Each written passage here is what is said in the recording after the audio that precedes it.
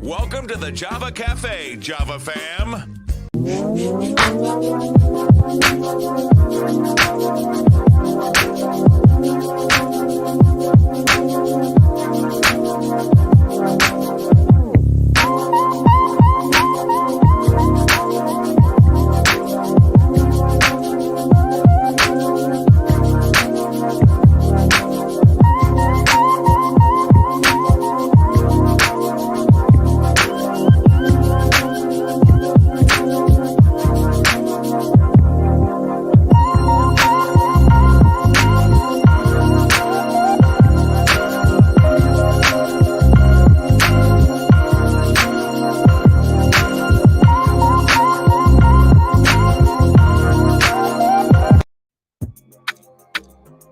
Good morning.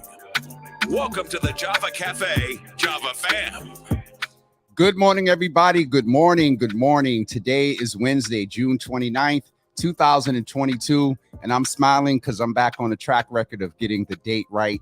Listen, it is We Need to Know Wednesday, and we need to know that the arts, Black art, is alive and well in Boston. It always has been, from Elma Lewis to I can't remember the name of the group with Leslie and Wanda Perry and them artists. We also have to acknowledge our Larry Wu, recently passed. But the arts in Boston are on fleek, as the young people say. And over the past couple of weeks, from the King Boston Embrace Ideas Festival to BAMS Fest that took place the week before, to yours truly being on the ICA, to also now this artist taking this wonderful event and taking it to the Arboretum. And so without further ado, I have a artist, a producer. He can tell you about all the wonderful things that he does. But I would like to introduce to some and present to others right before we go in and say good morning. Good morning, Auntie Java, Sister Soraya, Mama Java, Lainey, and others that are in. I'm not able to get everybody right now, but we'll do that toward the end. But let's bring in our guest this morning, who is Daniel Callahan, who is an artist, again, a producer. I would almost want to say actor, scorer, all of that. Welcome, man. Good to see you in the room this morning, finally. And that is really kind of on my end. But good morning, sir. How are you? Morning, man. I'm good. How are you doing? I'm doing well. Today's I got one more day. I was getting ready to say today's my Friday, but no, I got one more day left. But I'm doing well, man. Glad to have you here. Over the past couple of years, I would see you and say, hey, want to get you on the show. And we finally got you on the show. But you have something coming up. But before we get into that, introduce yourself, and tell us a little bit about yourself, where you're from, how you landed in the arts, in the various veins that you're in, and we'll go from there. Sure, man. Well, first of all, I appreciate you having me on the show. Definitely appreciate what you're doing in the community. My name is Daniel Callahan. I'm a multimedia artist, designer, filmmaker, etc. I like to just tell people I'm an artist because that sort of just keeps everything open. I like to do many different things. But most of my work is very much geared towards the human being and resilience. And I'm very fascinated by different cultures and how different cultures can inspire each other artistically and otherwise. And my work has really taken me a lot of different places. You know, I started really in music, mainly in hip hop, and that branched off into sort of visual work, and everything from animation to music videos to all sorts of things that I would do to sort of bridge the music and the visual. And then that brought me into film. And so I've been doing film for the last, I'd say, like 5 years. You know, helping all this has been my work with youth. And so I've been working in the arts with youth for a very long time, really since I was one. Okay. And that's definitely helped to keep me current, also helped to keep me grounded, because, you know, youth don't lie. And it's been great to have that, you know, supplementing my artwork. Yeah, the youth are definitely truth tellers. Definitely, yeah. I've learned that from working with them. Used to be one back in the day. What drives you, man? I hear young people is one of it, but just as folks get to know you before we talk about the project, I like for folks to get to know the guest to some extent when there's time. But what drives you in the arts? You've had so many different areas. What keeps you sort of grounded? As you said, youth is one of them, but why the arts? And why specifically in this multimedia vein? Yeah, so the arts is just sort of that's just been my orientation really uh as long as I can remember. I mean, I growing up as sort of a shy kid, drawing was a way for me to sort of interact with my environment and interact with people in a way that wasn't confrontational, Mhm. that was observational. And it was a great way for me to just, see my world and show my world to myself and understand my world through visual arts. And that branched off to many different arts. And I think as a shy person, it was also my way to interface with people because I may not walk up to you and talk, but I may make a piece that then allows you to walk up and talk with me, and we have something to talk about. So that was definitely my approach. I think in terms of what was the other half of your question? Like what keeps you sort of, you mentioned young people keep you grounded Mm, in sort of the art, but what keeps you grounded and staying committed to doing it? Because the arts is you're in many veins, so you know it can be an interesting place. So how yeah. do you stay committed to it? What keeps you committed to it? Because artists aren't often appreciated, not Mm. recognized until, the strange thing about artist value goes up, unfortunately after they pass, whatever. So what keeps you focused and in the arts to do the work with these young people?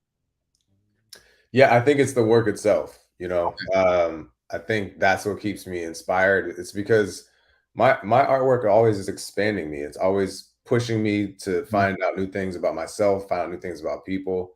I've seen, firsthand how much it affects lives. It affected mine. It brought me through a lot of difficult periods in my life. And it's just, I love it. I can sit down and work on something and time disappears. Yeah. You get into that zone and it's just it's a place of joy. It's a place of fulfillment. It's a place of expression. um yeah, I mean like the inspiration is never short because again the work is always moving me to new spaces. What about in the and we're free flowing here, but as you're talking, I'm thinking of other questions. In the pandemic, like Mm. what has your artistry changed in the past 2 years? Man, so I went through a lot of different things in the pandemic. So when it first started, it really kind of was in conjunction with the I guess racial and political reckoning we're having in this country. Around the George Floyd and Breonna Taylor, and uh, that trauma did not actually inspire me to create. So I did not feel creative. I felt angry. I felt I was really thinking about what the future of this country was going to be like, and whether or not I wanted to be a part of it at that time. So like I was going through a lot of different things emotionally, and it wasn't really conducive to creative process. But at the same time, I started to reach out to my community just through Zoom and Yeah. talk to people. Yep. And that sort of turned into a project that I'm working on now called The Color of Corona, which is basically about how the pandemic and structural racism are affecting Black and Brown people here in Boston. Mm. But as with many of my art sort of projects, it always starts from this sort of kernel of need. And I just needed to connect to my community.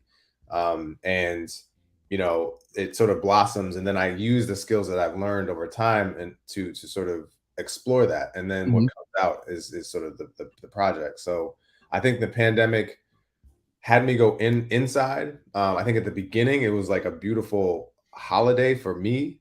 I know that As an everyone's. introvert, are you a little bit of an introvert? Oh yeah, Uh, yeah, as an artist, I just that I it because I, even though we're in the public, I'm very satisfied chilling in the crib by myself. And like, so it's interesting to hear another artist be an introvert. But it was kind of in the beginning, it was kind of like, okay, we can kind of chill out. But then after about 4 months, it was like, time. yeah, yeah.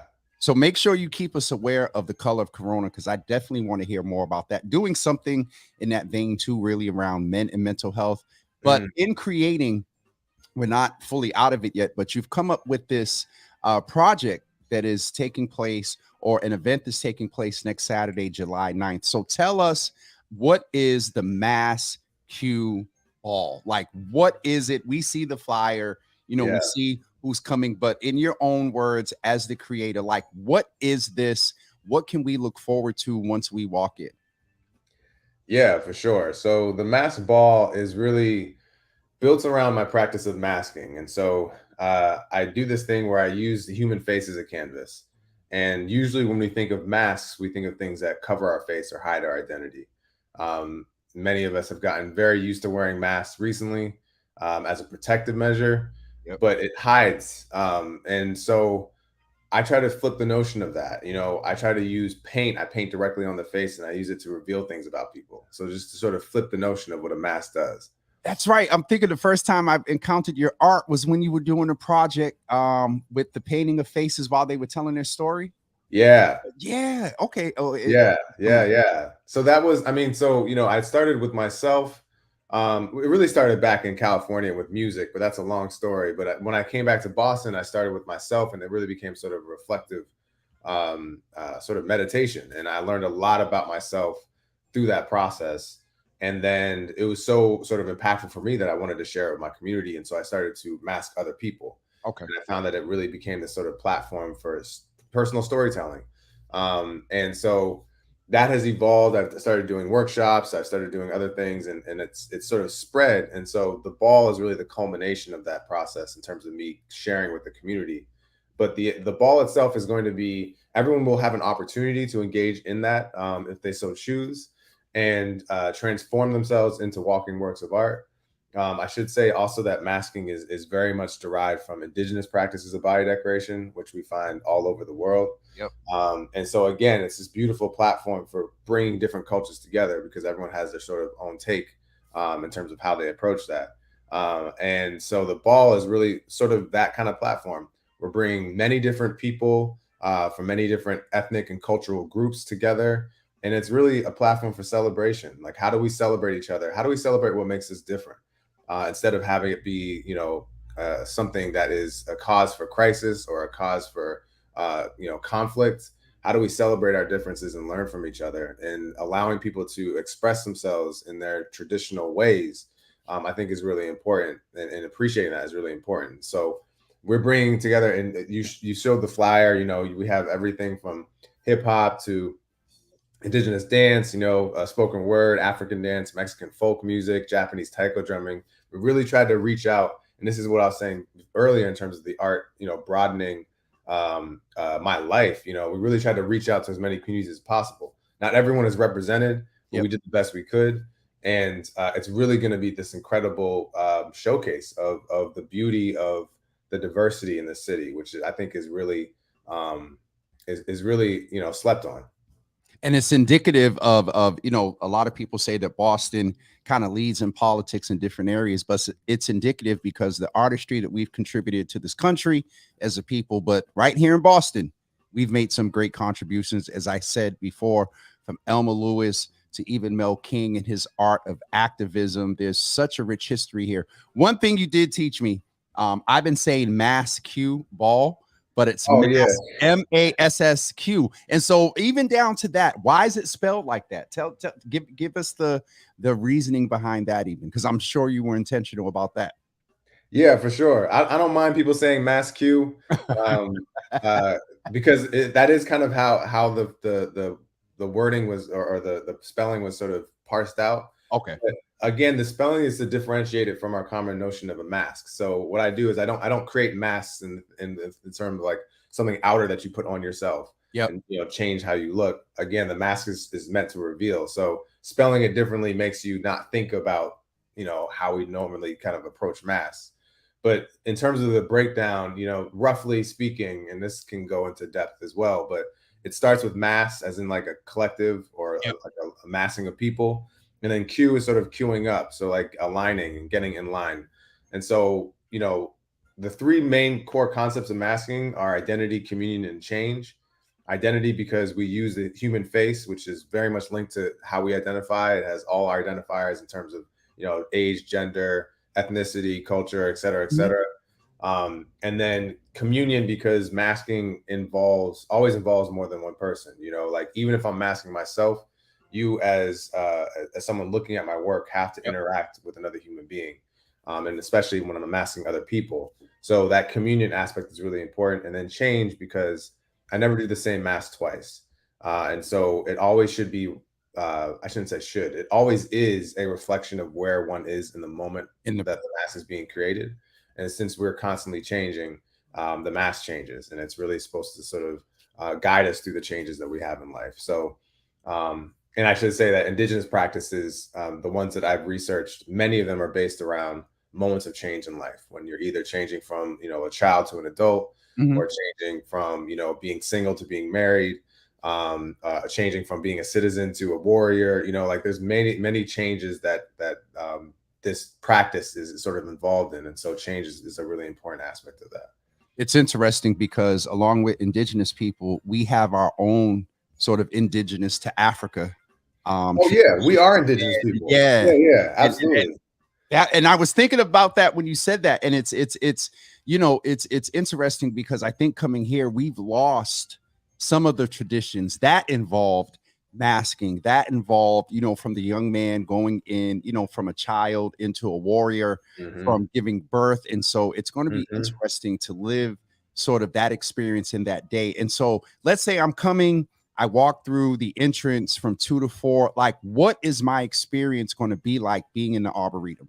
Yeah. So first of all, you're going to be immersed in a garden of trees, and not just any kind of garden of trees. These trees are found all over the world. They've been collected, and it's this beautiful green space. And then you're going to be greeted by people who are welcoming you into the space. You are then going to proceed through a walkway that is treating you to a sound bath. This is from a Black yogi who has these bells that are tuned to different chakras, and she's recorded these incredible meditative sort of sound baths. You'll be engaged with, and that's sort of an oral transformation. An oral transformation in terms of you'll hear it. Yep. And then you will go to where you can be masked. We've trained nearly 40 maskers to in this practice to facilitate masking, or you can choose to mask yourself, and that will then give you a transformation of yourself. And then you will cross a bridge, and then you will enter into the conifer section of the Arboretum, which is just a bunch of different conifer trees. And there will be performances there, and you'll be able to see different performances from all these different cultures, as has been outlined in the flyer. And the whole idea is, if we came together in sort of a place of unity, but also appreciating our differences, what kind of future could we make together? What could we build together? And so, yeah, this event is very much sort of Black led in terms of the core team, but the event is about celebrating all the different cultures of people of color here. And I think that's a great space where Black people can lead, is how we can, not only unify amongst each other, but also across the world, because we all have been dealing with oppression. We all have been dealing with colonialism, and we all have to heal. And, there's no better way than to do it together. And I like the communion piece that you talk about. I like the whole piece about you get masked. The crossing of the bridge, I believe, is I heard intentionality there. You get masked, you go through the change, then you come out on the other side and you celebrate. One thing I didn't hear, and not to put you on the spot, but will there be some culturally competent food there as well? Is that a part of the experience as well? It is not this time. So this is the second time we've actually done this event. We did one in 2017 at Hibernian Hall in Roxbury. Okay. And then we had Ethnica Catering, so they had Caribbean cuisine there. Eating in the Arboretum is tough because they don't like people bringing in food, picnics and stuff, and trash and all that stuff. So we're trying to be mindful of that and respect the space. But you will be treated to a bunch of different cultural You'll productions. get your spirit and your soul. Oh yeah, you will be fed spiritually. Yes, sir. Yes, sir. Okay. I am now I'll be honest with you. I unfortunately, as I mentioned to you before we started, I'm going to I'm not going to be near the Arboretum Okay. on the 9th, but I will put the flyer up and encourage people to come, because this is one of those. Again, we've had King Boston Embrace, we've had BAMS Fest, we've had, me at the ICA. Boston While Black is getting ready. I think the week after they're going to take over Lawn on D. And so, this expression of blackness through the arts, through Black joy and celebration, this has just been going on.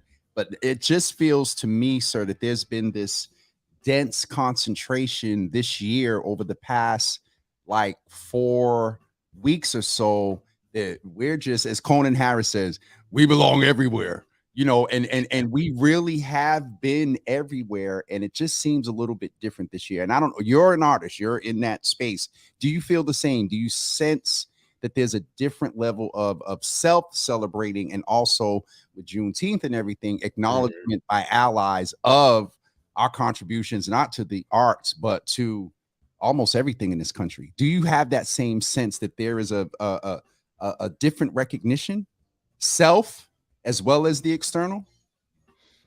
I do. I mean, I think that I think in terms of Boston, Boston is That really part. realizing that, uh, we've been a majority, I don't like these terms, but Go ahead. majority minority Uh-huh. city for, Yep.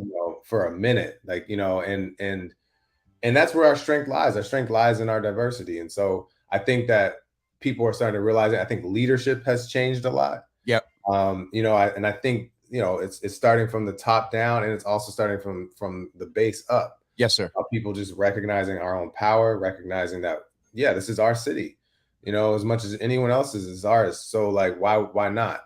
And I think it has been a beautiful month. June has been packed. Yes. And I love it. And like, I also love the differences between them, because there's different sort of things that we're touching upon with each of these celebrations. Yep. And I think with the mask ball, it's about how do we, from a position of strength, from a position of accepting ourselves as beautiful people and our culture as meaningful, how can we then share that with other people? And how can we then also learn from other people's cultures as well? Mhm. So,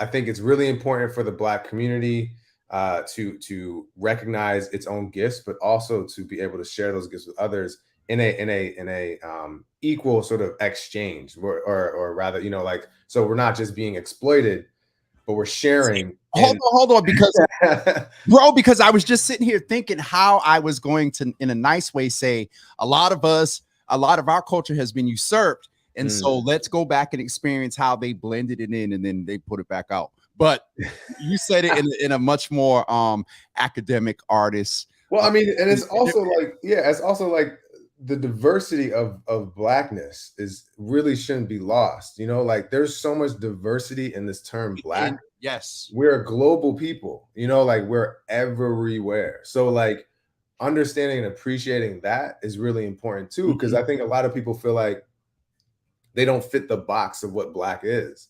But there's no box, like, Black people were the first people on this planet. Like, everybody is related to it. So like, there's no box, you know what I mean? And I think as long as we can celebrate that, everyone can feel welcome and feel a part. Even folks who don't consider themselves Black at all, like, they're still a part. They're a part of the family. And just like, Latinos can trace their Afro origins in their music. Everyone can do that, and it's a position of strength. You know what I mean? Like, you don't have to deny your own culture. Everyone's connected, and so I think that's what's really important about this event too. I think that's a good moment to transition. It's 9:27, and you just laid the wonderful foundation. You gave the meat in the middle, and then you closed it out with listen. I ain't really got nothing too much I want to say, because I mean, we could really go a couple of different places just with with the last 2 minutes that you gave back there. But there is a change. Boston has not changed. We haven't got to the ED yet, but the ing of changing is taking place, and I definitely see you as a part of it. Folks, don't forget on July 9th from 2 to 7 p.m., you can go to the Arnold Arboretum for the Mask Ball, not Mask You, the Mask Ball. And if you just joining and missed the context, I encourage you to go back and watch today's entire episode.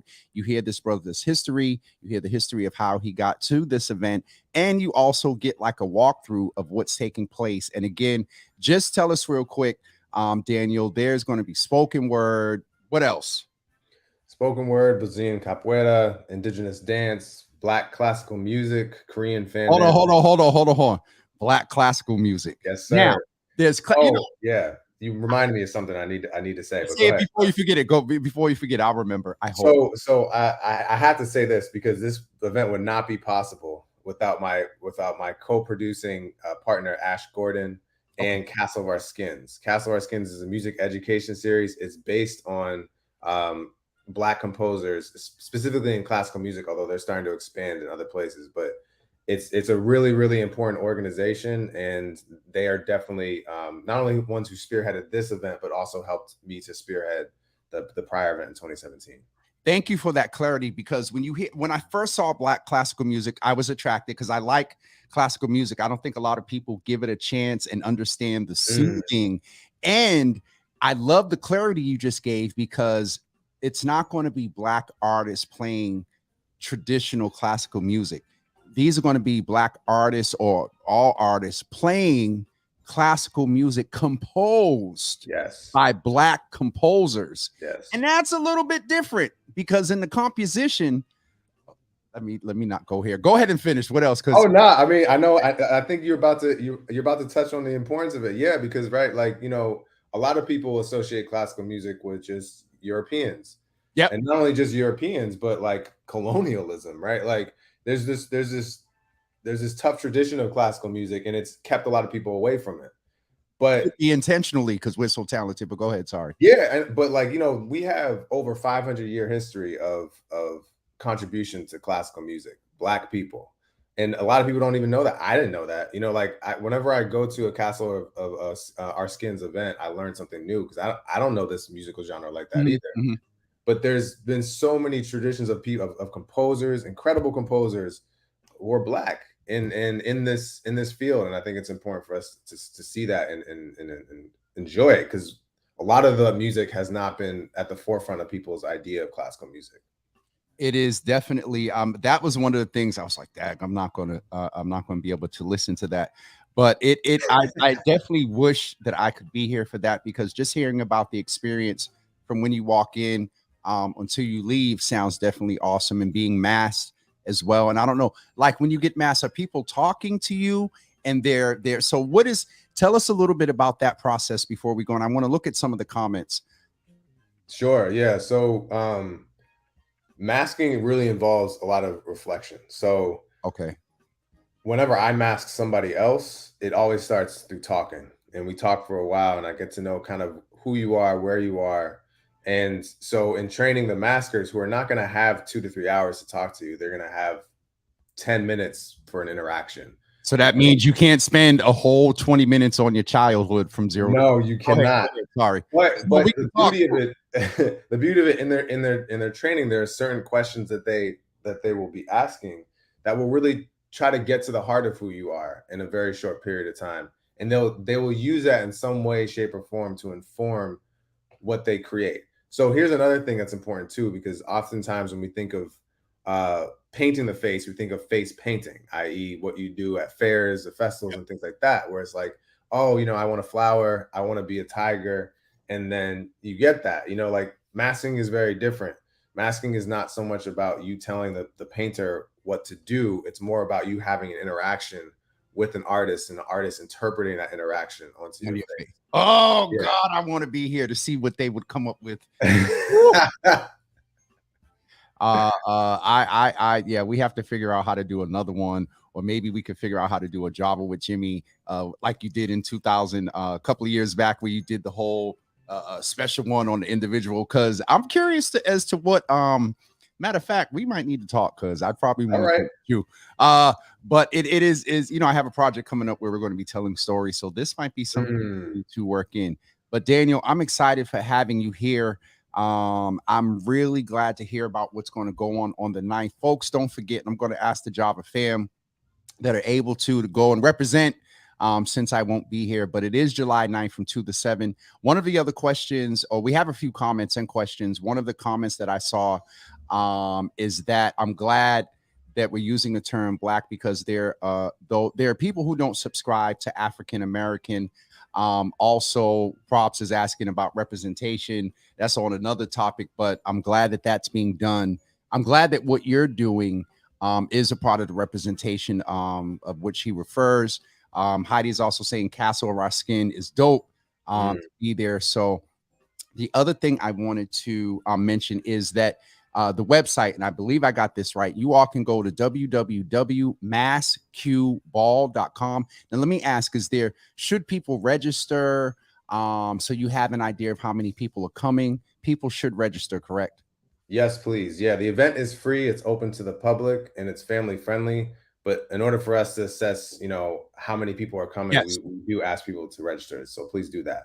Okay. And one other question was, can you please let us know which entrance at the Arboretum is there preferred? Because there's like at least, I know about 4 major ones, but where is the entrance? Yeah, that's a very good question, because the Arboretum is about like 260 acres. So we are going to be close to the Bussey and Walter Street entrance. That's also where there's free parking. So that would be the best way to get in. But we will have signage at all the major entrances that will give directions to where the event is being held. But in terms of the closest, you'd want to do the Walter Street or Bussey Street entrance. The Walter Street or Bussey. Now give me, is that like, say we're Forest Hills, because that's where most of us are going to do our landing point. So Forest Hills, you come up, where is that entrance in Bussey, and the other one in reference to coming if you're coming from Forest Hills? So for Forest Hills, you're gonna want to walk, I should be pulling up my map. There will be directions, but it's about a 10-minute walk, I would say, from Forest Hills. Okay. You probably don't want to use the Forest Hills entrance of the Arboretum. You can, but that's a longer walk. Okay. But if you cross the street from Forest Hills, you can go up a path, and it will lead you through the South Street gate. Okay. You can come in that way. Okay. And that's probably the quickest way. But again, there will be signage there. Okay. Yeah. We'll make sure that we get the flyer up. Cliff is asking, Cliff, you can go to the website to get the information here. Sorry. www.maskball.com to get the information there.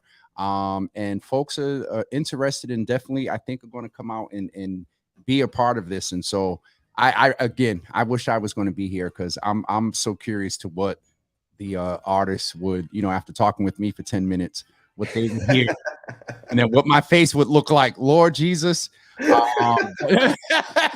I'm serious, man. I'm curious to what they would come up with. Now I got to figure out a way how to get masked.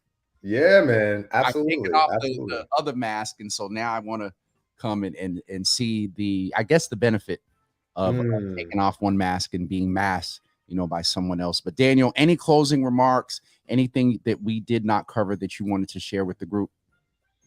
Oh, just that if you're hearing this, you are welcomed. Not only welcomed, you're invited. Not only are you invited, but you're the people we want to come. Yes. And so please come through, check it out, be in touch. I will be there. I will be helping to mask people. Would love to have a conversation with you and just learn more about who you are. So please come out, and please don't forget to register. And just looking forward to it. I appreciate you, man. I got your email address and stuff now. So I'm going to be in contact, man, and really figure out how, again, I'm doing a sort of story series of men. May incorporate some sisters in there as well. And so maybe we can figure out a way that mine includes the mask piece, because I think I'm going to save mine for last. So, but Daniel, I appreciate you, brother. I know you have other things coming up. Shout out to Nicole for making this happen. I saw her at Pro Blacks event on Saturday. Yeah. Like, talk about art everywhere. That's like a permanent sort of installation. And when you come in and out of Boston, you don't have any choice but to see that wonderful black child there painted by a black man from a black community. Shout out to Pro Black. He's all over Nubian Square too. So listen, all over Nubian Square. And it was funny because the other day he said that he didn't have a studio, and then someone from the Kennedy Greenway said, well, Boston is Pro Black's canvas. And I was like, whoa, that's deep. That's dope. You, he, and others, Ola, that's doing things in the arts. It's just there's just a different energy. We definitely have to keep that momentum going. So please keep me aware of what you're doing, and we'll make sure to promote it here in the Java Cafe. Yes, sir. Thank you again. Yes, sir. I appreciate you, brother. We'll be in touch. All right. All right. Thank you, man. Listen, that was Daniel Callahan, who is an artist, multimedia person. His event is taking place on next Saturday. The website is there as well, www.masscueball.com. And so go check that out. I won't be able to be here. Also, speaking of announcements, before I go close out with the comments, I wanted to make you guys aware that, as you all know, a few weeks ago, I was sworn in as a commissioner on the men and the Commission for Black Men and Boys, and we're having a listening session Wednesday, July 6th, and also on August 3rd. Now, I'm telling y'all now, I won't be here on July 6th, but please go, please send some young men. The commission has not said this. I'm saying this. This is a time for Black men and boys to come out, and we're listening to them. This is a time for Black men and boys to come out, and the commission is going to listen to them. Now, if you're a mom of a Black man and you're raising a king, I get it. Depending on his age and his ability to speak for himself, let him be the focal point. And again, this is James Hill saying this. This is not maybe the opinion of the commission or the city of Boston. I'm saying this is a listening session for Black men and boys to be listened to. And we'll leave that there. Also, don't forget this coming Saturday, I have the opportunity to kind of take your healthy Java outside of the studio. And so we're doing a health summit with the Urban Pride Group. That is taking place this Saturday, I believe. And now let me look on this flyer here because it's kind of small. I believe the time is complimentary brunch. I don't see the exact. Oh, it's right there on the top. 10 a.m. to 1 p.m. At Nubian Square Gallery, 2164 Washington Street. We're doing a session on general health for the LGBTQ community, and also Curtis Santos. And I can't remember Ella Keisha's last name. They're going to do a session on mental health as well. So that's taking place on Saturday. All right, let's go in the comments and check. I see some stuff here I'm not messing with, and I see some stuff here in reference to the events that I announced. Cliff, not happening, brother. Just the flyer I'll put on the page. And Dina saying Pro Black and the GN crew, let's not forget his team. Oh, we talked about them. Well, definitely I see what you mean about the team, but you know, we tend to say Pro Black. I know there was a lot of folks there that were with Pro Black on Saturday, so definitely celebrating those that made it happen. Pastor Marion, no, I'm not cold. I just grabbed the first thing that was clean that I could throw on quickly this morning. But listen, you know, this New England weather, it can switch up on you real quick. Heidi is saying the mural is absolutely beautiful. I got your picture the other day. I know Props is on here talking about representation and some things and the pictures at Logan Airport. Listen, that's the state. And dial 211 if you all agree with what Props is saying. When you come through Logan, we really don't see a lot of us represented. But yep, today we're focusing on the Mass Q event. While there's representation there too, but there's just so much to do. So a lot going on. All right, I'm going to get ready to wrap up. It will be a fantastic event. Miss Teresa, good to see you in the room. Cliff, go check that up.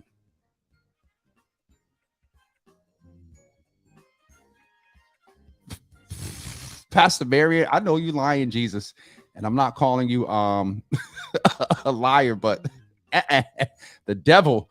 Pastor Marion, you could take a screenshot here, but I'll post it on my page as well. The listening session is on July 6th and August 3rd, so I'll leave it here for a second.